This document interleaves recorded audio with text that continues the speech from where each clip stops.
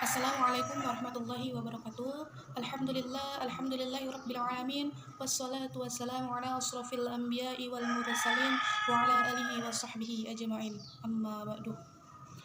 Yang saya hormati dosen pengampu mata kuliah mediasi hukum keluarga dan yang saya sayangi teman-teman seperjuangan.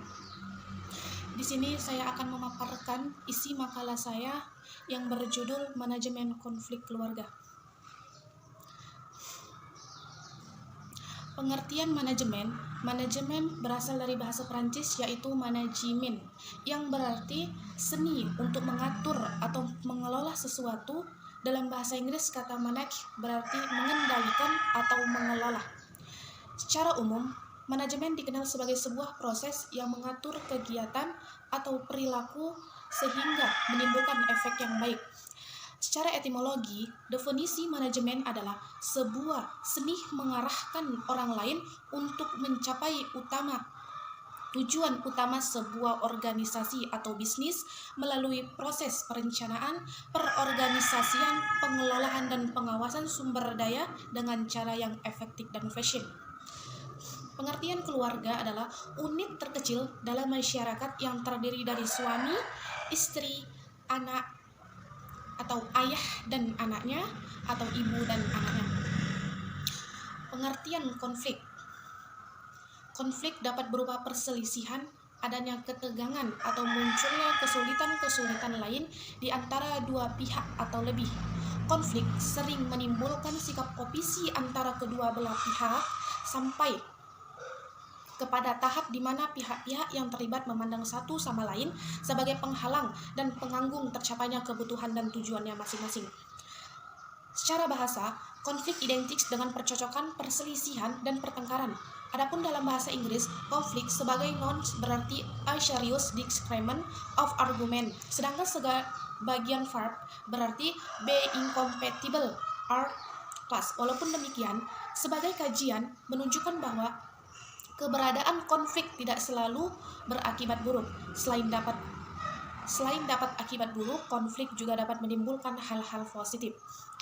Fungsi manajemen keluarga antara lain, yang pertama sebagai alat untuk memelihara solidaritas, yang kedua membantu menciptakan ikatan aliasi dengan kelompok lain, dan mengaktifkan peran individu yang semula terisolasi. Adapun tahap-tahap dalam manajemen konflik keluarga, yang pertama, tahap primer, merupakan tahap pencegahan terhadap terjadinya konflik keluarga. Upaya-upaya yang dapat dilakukan oleh suami-suami dengan mempererat hubungan dan komunikasi antara suami dan istri.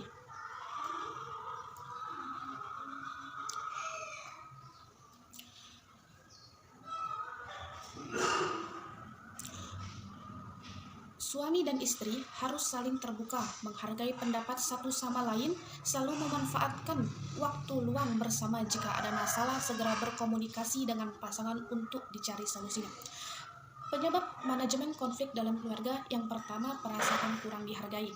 Perasaan kurang dihargai bisa muncul ketika seorang suami atau istri tidak terlalu diindahkan kata-katanya, keinginannya, atau hasil pekerjaannya oleh pasangan. Yang kedua, cemburu berlebihan. Cemburu dalam hubungan merupakan hal yang wajar, namun akan menjadi masalah ketika seseorang tidak mampu mengontrol perasaan cemburu. Kurangnya keterbukaan dalam masalah keuangan. Bagaimanapun, masalah keuangan merupakan suatu yang sangat penting dalam keluarga. Suami seharusnya terbuka dengan penghasilan yang diperoleh, dan sebaiknya istri hendaknya memberikan informasi kemana uang itu dimanfaatkan, sehingga tidak timbul rasa curiga di antara keduanya. Yang ketiga, masalah hubungan intim. Hubungan intim adalah pelekat perjalanan rumah tangga. Ketika urasan ini terganggu, maka bisa menimbulkan konflik. Masalah hubungan intim bisa terjadi akibat ketidakpengertian satu belah pihak. Bisa istri yang tidak peduli dengan keinginan suami, atau sebaliknya suami tidak mampu memenuhi keinginan sang istri. 4. Masalah privasi masing-masing. Setiap orang mempunyai privasi yang tidak ingin diganggu oleh orang lain, sekalipun dengan pasangannya. Jadi, ketika seseorang sedang ingin menikmati privasi, maka hendaknya pasangan dapat memahami. Privasi berupa hobi sejak kecil atau kebiasaan bersifat positif. Misalnya, suami punya kebiasaan ngumpul bareng teman-temannya. Dan yang kelima, kurangnya toleransi dalam pembagian tugas di rumah. Dalam sebuah rumah tangga, terkadang kita tidak memiliki orang lain yang mengerjakan tugas rumah. Maka, ketika tidak ada toleransi dalam melakukan pekerjaan di rumah, bisa menimbulkan konflik. Maka sebaiknya kedua belah pihak saling membantu untuk meringankan tugasnya masing-masing. Yang keenam, perbedaan agama. Tak jarang di dalam sebuah keluarga terdiri dari anggota keluarga yang keenam, perbedaan agama. Tak jarang di sebuah keluarga terdiri dari anggota keluarga yang memiliki keyakinan yang berbeda. Perbedaan keyakinan tersebut mampu menjadi pemicu terjadinya sebuah konflik jika masing-masing orang tidak memiliki toleransi satu sama lain. Yang kedua, tahap sekunder adalah tahap sudah terjadinya konflik dan cara mengatasinya dengan kompromi, musyawarah untuk mencari jalan keluar terbaik dengan win-win solution. Hasil kompromi harus semua menang, tidak ada yang dikalahkan, dan di saat ini sikap ego merasa benar dan sikap mau menang sendiri harus dihilangkan. Jika tidak menyelesaikan berdua, maka bisa mencari bantuan ketiga untuk membantu menyelesaikan masalah seperti konselor perkawinan, pesannya kepada calon pengantin. Dan yang ketiga, tahap tersier.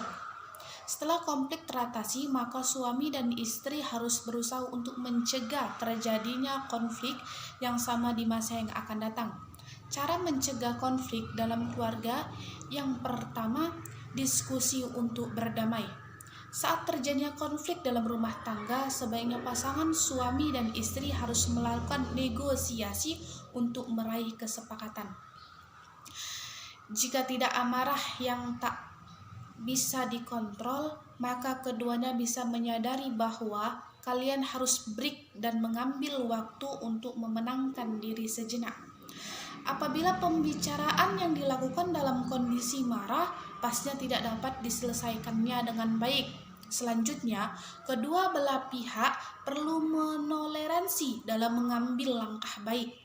Dengan berdiskusi, diharapkan akan ditemukan win-win solution dan bisa saling berdamai. Siapkan juga beberapa pilihan solusi alternatif jika belum menemukan kesepakatan.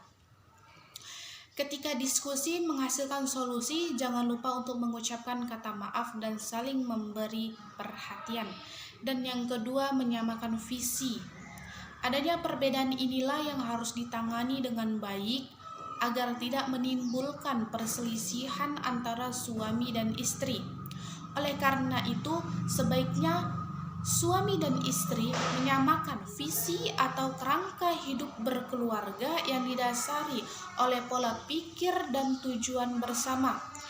Coba cari kesamaan dari sudut pandang dalam menyamakan visi setelah menikah. Dengan cara ini, maka konflik bisa diatasi dengan baik, sehingga permasalahan yang terjadi bisa dapat dijadikan hikmah. Apabila sudah menemukan satu titik dalam visi, selanjutnya suami dan istri bisa saling memberi kekuatan untuk mencapai tujuan hidup yang lebih baik. Yang ketiga, saling terbuka suami dan istri. Kunci dari penyelesaian konflik adalah tidak membahas konflik secara terus-menerus. Istri bisa menerima konflik dan belajar untuk menyelesaikan bersama. Selain itu, istri dapat menyampaikan segala isi hati kepada suami dengan cara yang lebih lembut dan menggunakan kata-kata membangun. Selanjutnya, perhatian reaksi si suami saat sedang berbicara dengan cara yang lebih halus. Pasti suami ikut terbawa suasana dan lebih tenang. Dan yang keempat, melihat sudut pandang yang berbeda. Apakah saat terjadi perdebatan istri selalu ingin merasa menang? Coba buang jauh-jauh sikap seperti ini. Sedangkan untuk menyelesaikan konflik bersama, harus saling menyelesaikan permasalahan yang terjadi secara sehat dan efektif. Sementara penyelesaian konflik dibutuhkan peran keduanya untuk saling memahami, mesti memiliki pemahaman yang berbeda. Cobalah melihat permasalahan dari segala sisi, Lakukan penyelesaian masalah rumah tangga yang baik dengan bersedia mendengar pendapat suami. Hindari terpaku pada pendapat dan pikiran istri sendiri, tapi bukanlah pikiran, dan dengarkan pendapat maupun pola pikir pasangan. Dengan menerima sudut pandang suami, maka akan timbul rasa pengertian dan bisa melakukan cara untuk berpikir yang lebih terbuka. Menjadwalkan waktu berdua suami. Setiap pasangan pastinya punya momen yang indah di dalam rumah tangga. Dengan menyikapi konflik yang terjadi dalam rumah tangga, sebaiknya istri dan suami tidak saling menyimpan konflik pada jangka panjang, memendam konflik dan mendampak buruk di dalam hubungan dan memburuk keadaan. Cara mengatasi konflik lainnya adalah carilah waktu berdua suami untuk berpikir menuntaskan konflik yang sedang dihadapi. Yang pertama, memiliki waktu berdua dengan istri maupun suami bisa saling memaafkan dan mengingatkan masa-masa indah sewaktu awal menikah. Secara otomatis konflik pun akan terselesaikan dengan sendirinya dan pikiran pun jernih kembali. Penyelesaian konflik dengan baik, cobalah berkomunikasi dengan baik dan meluangkan waktu setidaknya 15 menit untuk duduk bersama suami. Baiklah, kesimpulan dari makalah saya yang berjudul Manajemen Konflik Keluarga.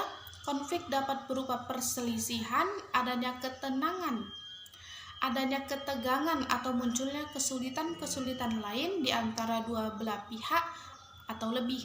Konflik sering menimbulkan sikap oposisi antara kedua belah pihak sampai kepada tahap di mana pihak-pihak yang terlibat memandang satu sama lain sebagai penghalang dan pengganggu tercapainya kebutuhan dan tujuan masing-masing. Tahap-tahap dalam manajemen konflik keluarga yaitu yang pertama tahap primer, yang kedua tahap sekunder, dan yang ketiga tahap tersier. Baiklah, hanya ini yang bisa saya sampaikan. Kurang dan lebih saya mohon maaf. Wabillahi taufik wal hidayah. Wassalamualaikum warahmatullahi wabarakatuh.